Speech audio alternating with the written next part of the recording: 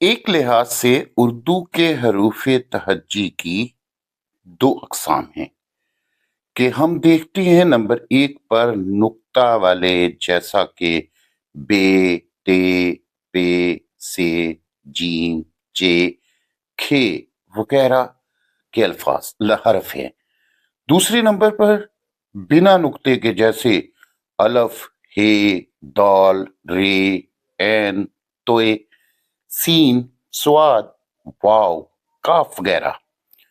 देखिए, बगैर नुक्ते वाले हरूफ कवी और ताकतवर माने जाते हैं और नुक्ता वाले कमजोर और ज़ईफ माने जाते हैं।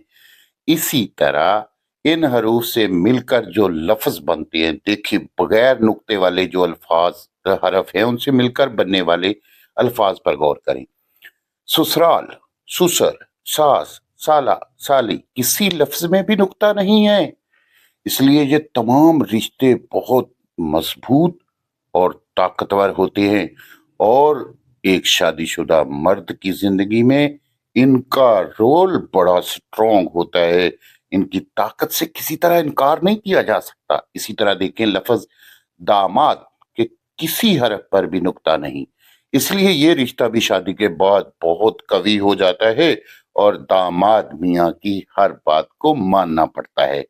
इसी तरह आप देखें कि दामाद और सास की ताकत का अंदाजा इस बात से लगाएं कि इन्हें जिधर से भी पढ़ेंगे, दामाद और सास ही रहेंगे, उल्टा पढ़े या सीधा, इनके कोई फर्क नहीं पड़ता। यानी दोनों का सीधा तो सीधा है ही, मगर दोनों का उल्टा भी सीधा होता है।